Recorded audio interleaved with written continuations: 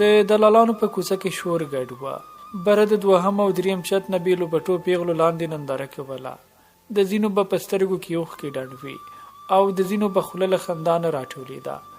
لاندې کیسه په یوې نوې راوستل شوې جنۍ جوړه وه. د یو کس له خولې به واورېدل شول چې عاشق بله جنۍ راوستې ده. خو د دې په راوستل شوو جنو کې یوه خوبي دا وه چې ټولې به ښکلې وي. یو نیم موټر به کوڅه کې تیر شو. دوی به لار پرېښوده. بیا به سره راټول شوه. جنۍ په مایوسه نظر د عاشق په سترګو کې سترګې خښې کړې وي، خو په عاشق یې هېڅ کوم تاثیر نه کاوه. په سر یې د 40,000 نه بولي روانه شوه. ښکلې جنۍ د زیاتو دلالانو په وړاندې په مات زړه ولاړه وه. د خپلو سترګو اوښکې په قابو کې نه وي. هره خوا یې په تش نظر کتل. د خلاصون ورسره هېڅ کومه لاره نه وه. د څادر پیڅکو ته یې په خپلو مټو کې زور ورکاوه. بولي 1,20,000 ته ورسېده.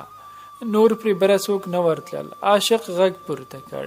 1,20,001 1,20,02 1,20,000 خبره یو کس ونیوله. 1,10,000 شور جوړ شو. ټول غږ پسې شاته وکتل. د ښکلي ټوډي موټر دروازې سره یو ځوان ولاړ و. د عاشق په څېره خندا خپره شوه.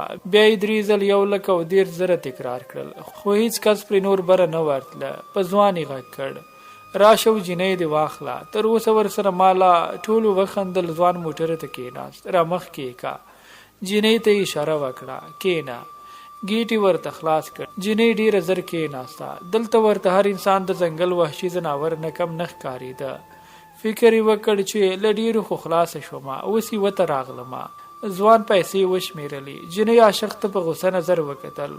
هغې ورته وویل، ورځه چې د مینې په خوند دې پوهه کړم. له دې خبرې سره سمه جنۍ موټر ته وخته.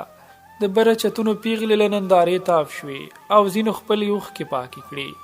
موټر د دلالانو له کوڅې ووت. په ځان پسې یې دوړې تاوې کړې. دلته هر څه ځکه آزاد و چې حکومت ته یې ټیکس ورکاوه او دا میدان د بولۍ وه. که څه هم میدان نه وه، لویه لار د څو چتو بنګلو منځ کې وه. په لږ وخت کې د ټولو له سترګو موټر پناه شو.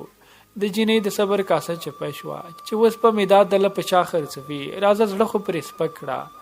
ځوان خاموش وه. څه یې ویل خو جنۍ پرې خوله را خلاصه کړه. ای بې غیرته، بې وجدانه، ته مې اوس په چا خرڅوي؟ که نه اول مې خپله عزت لوټوي. تاسې کې ولې د ایمان او غیرت نښه نه ښکاري؟ تر کومه به پردی تور سرو سره داسې د ځناورو چلن کوئ؟ تاسې هیڅ د خدای نه نه ویریږئ چې یوه پیغله جنۍ لکه د څاروۍ اخلئ او بیا پرې خپل جیبونه ډکوئ او د هغې عزت د خاورو سره خاورې کړئ؟ تاسې هیڅ احساس نه لرئ. دا نو ژوند دی چې تاسې یې کوئ. د رزیل بې غیرت او د لال زویه. موټر برابر سفر کړی و. ځوان د جنۍ ټول سپکې سپورې واورېدې، خو چې د پلار نوم یې پکې تر غوږ شو، بریک ته یې پښه یوړه. موټر ودرېده. وروسته خوا دوړه مخ ته راغله. ځوان جیب ته لاس کړ. د 500 لوټې راویست. جنۍ ته یې ونیوه. ورته یې وویل، خورې ښکته شئ، په دې مو ځان ته رکشه ونیسئ او ځان کور ته ورسوئ. او یوه هیله درنه کوم، ما ته ښې ډېرې ښېرا کنځلې وکړه، خو خیر دی، پلار مې پکې مه یادوه، هغه مړ دی.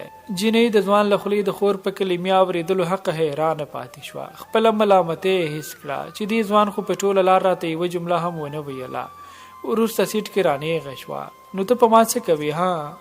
ځوان مخامخ هنداره کې وکتل. سترګې یې بیرته ښکته کړې. هیڅ نه. غوښتل مې چې تا تر خپل کوره ورسوم. ما چې درنه د ادرس پوښتنه کوله تا شروع وکړه.